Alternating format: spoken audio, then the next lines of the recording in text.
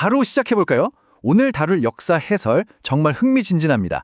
기원전 4년 절대 권력을 휘두르던 헤롯 대왕이 죽고 나서 벌어진 엄청난 권력 공백기를 들여다볼 거거든요. 단순히 왕좌를 차지하려고 형제들끼리 치고받는 뻔한 정치 싸움 이야기가 아닙니다.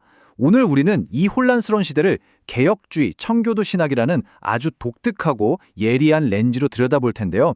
인간의 탐욕으로 빚어진 그 아수라장이 어떻게 완벽하게 짜여진 신성한 섭리의 무대로 바뀌게 되는지 지금부터 낱낱이 파헤쳐보겠습니다. 일단 우리가 역사 속 어디쯤 서 있는지 시간표부터 좀 맞춰보죠. 기원전 4년에 헤롯 대왕이 사망합니다. 이 거대한 죽음과 동시에 단일 왕국이 완전히 쪼개지면서 정치적 혼란기가 닥치거든요. 근데 여기서 진짜 소름 돋는 포인트는 이 혼란기가 신약 성경의 가장 하이라이트, 그러니까 기원 후 30년경 예수님의 공생애 사역 시기와 정확하게 겹친다는 사실입니다. 자, 오늘 우리가 따라갈 로드맵입니다. 헤롯 대왕 사후의 분열을 시작으로 아켈라오, 안티파스, 빌립 2세라는 세 아들의 통치를 차례대로 살펴보고 마지막으로 그 속에서 영원히 세워지는 하나님의 나라에 대해 짚어보겠습니다. 바로 넘어가 볼까요? 첫 번째 파트, 헤롯 대왕 사후의 분열입니다. 헤롯이 죽었을 때 로마 황제 아우구스투스는 그 거대한 왕국을 한 명에게 통째로 물려주지 않았어요. 대신 엄청 영리한 선택을 하죠. 바로 분봉왕과 민족의 통치자라는 직함을 만들어서 영토를 쪼개버린 겁니다. 방대한 땅을 작고 가루기 쉬운 조각으로 나눠서 세 아들에게 던져준 건데 결국 로마가 계속 그 위에서 절대적인 주도권을 쥐고 흔들겠다는 치밀한 정치적 계산이었던 거죠. 두 번째 파트로 넘어가 보죠. 첫째 아들 아켈라오, 두려움이 부른 섭리에 대한 이야기입니다. 아켈라오는 유대, 사마리아, 이두메 같은 핵심 노른자위 땅을 물려받았어요. 직함도 꽤 그럴싸한 민족의 통치자였죠. 근데 이 사람 자기 아버지 헤롯 대왕의 그 잔인함과 폭력성을 아주 쏙 빼닮았거든요. 얼마나 정치를 끔찍하게 못했는지 결국 기원 후 6년에 로마 황제한테 쫓겨나는 엄청난 굴욕을 맛보게 됩니다. 근데 여기서 진짜 주목하셔야 할 게 있어요. 아켈라오의 그 잔인한 악명이 실제 역사의 흐름을 완전히 바꿔놓았다는 겁니다. 마태복음 2장을 보면 요셉과 마리아가 이 폭군이 다스린다는 소문을 듣고 유대 지역으로 가는 걸 진짜로 무서워했거든요. 결국 그 두려움 때문에 원래 가려던 여행 경로를 전면 수정하게 됩니다. 청교도 신학의 관점에서 보면 이게 진짜 기가 막힌 대목입니다. 아켈라오라는 폭군이 만들어낸 그 끔찍한 공포가 아이러니하게도 요셉의 가족을 갈릴리 나사렛으로 이끄는 완벽한 내비게이션 역할을 한 거잖아요. 그 덕분에 예수님이 나사렛 사람이라 칭하리라는 예언이 100% 성취되었고요. 인간의 그 악랄한 통치마저도 결국은 하나님의 거대한 섭리 안에서는 하나의 도구로 쓰였다는 거 정말 놀랍지 않습니까? 다음 세 번째 파트는 안티파스입니다. 세속에 굴복한 권력의 민낯을 보여주죠. 복음서 읽다 보면 헤롯이라는 이름 자주 나오죠? 그게 대부분 바로 이 안티파스입니다. 갈릴리와 베레아를 다스렸던 분봉왕인데 이 사람 행적을 보면 진짜 빌런이 따로 없어요. 세례 요한의 목을 벤 장본인인데다가 나중엔 로마 총독 빌라도 옆에 딱 붙어서 예수님을 조롱하고 재판까지 관여했던 인물입니다. 그래서 예수님께서 이 안티파스를 콕 집어서 저 여우라고 부르셨잖아요. 짧은 한마디지만 진짜 뼈 때리는 비유거든요. 이 권력자가 얼마나 교활하고 위선적이며 속으로는 얼마나 비겁한 인간인지를 완벽하게 꿰뚫어 보신 거죠. 청교도들이 말하는 세속적인 위선자가 어떤 건지 이 사람이 아주 제대로 보여줍니다. 한편으로는 세례 요한의 설교를 들으면서 찔림을 받고 양심의 가책도 느꼈거든요. 하지만 결국엔 어떻게 되나요? 자기 형제의 아내인 헤로디아를 차지하려는 육신적인 정욕 그리고 사람들의 시선이라는 두려움 앞에 무릎을 꿇고 맙니다. 진리 앞에서 살짝 흔들리는 척하다가 결국엔 세상의 가치를 덥석 물어버린 거죠.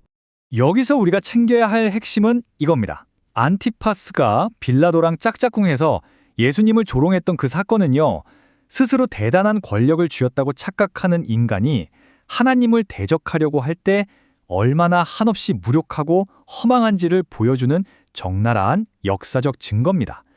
세상 권력의 꼭대기에 있는 줄 알았지만 사실은 가장 나약한 인간에 불과했던 거예요. 이어서 네 번째 파트입니다.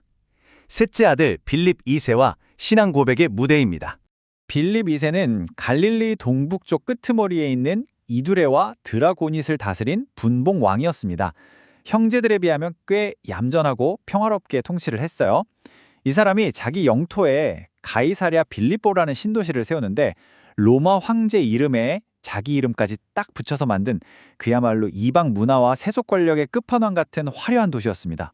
근데 여기서 진짜 드라마틱한 역사적 아이러니가 터집니다.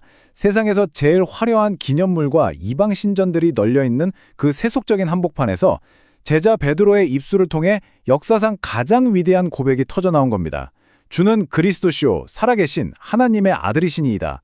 예수님의 진짜 정체가 가장 확실하게 선포된 순간이었죠. 자료의 분석대로 이건 정말 신성한 아이러니 그 자체입니다. 세상 권력자의 이름이 떡하니 붙어있는 이방의 땅조차도 진짜 만왕의 왕이 누구인지를 선포하는 가장 영광스러운 무대가 될 수 있다는 걸 보여주는 거죠. 로마의 권력이 세워놓은 무대 위에서 역설적이게도 진짜 왕이 선포된 겁니다. 자, 이제 대망의 마지막 5번째 파트, 영원히 세워지는 하나님의 나라입니다. 이 복잡한 시대를 훑어보면서 우리는 겉으로 보이는 로마의 정치판 너머를 봐야 합니다. 스스로에게 이런 질문을 던져보는 거죠. 세상의 권력이 이렇게 찢어지고 갈라질 때 그 보이지 않는 이면에서는 과연 무엇이 세워지고 있었을까 하고요. 지도 위를 쭉쭉 그어놓은 선들은 로마 제국 입장에서는 그냥 다스리기 편하게 땅을 쪼개놓은 행정적인 조치에 불과했겠죠. 하지만 청교도 신학의 렌즈를 끼고 보면 완전히 다른 그림이 펼쳐집니다. 그건 단순한 분할이 아니라 복음이 전파되고 하나님의 예언이 성취되기 위한 가장 완벽한 역사적 세트장이 정밀하게 지어지는 과정이었던 거예요. 퍼즐 조각을 한번 맞춰볼까요? 아켈라오가 쫓겨나면서 유대 지역에 로마 총독이 직접 오게 됐죠. 그 덕에 훗날 예수님을 십자가형에 처할 빌라도가 등장할 수 있었습니다. 안티파스가 다스리던 갈릴리는 예수님이 사역하시기 딱 좋은 주 무대가 되었고요.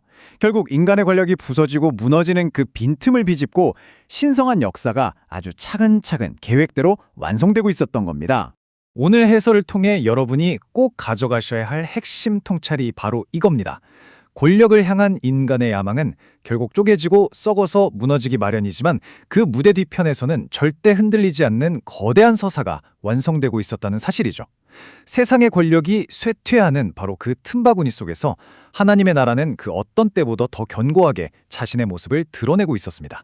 산산조각 났던 과거의 지도를 다시 한번 들여다보며 마지막으로 여러분께 묻고 싶습니다. 세상 모두가 눈앞의 혼란과 권력 다툼에만 정신이 팔려 있을 때 여러분은 그 역사의 틈바구니 사이에서 어떤 보이지 않는 진실을 발견하고 계신가요? 오늘 살펴본 헤롯 대왕 사후의 지도는 우리에게 역사를 움직이는 진짜 힘이 과연 어디에 있는지를 강렬하게 묻고 있습니다. 이 질문에 대한 답은 여러분의 몫으로 남겨두죠. 오늘 준비한 해설은 여기까지입니다. 감사합니다.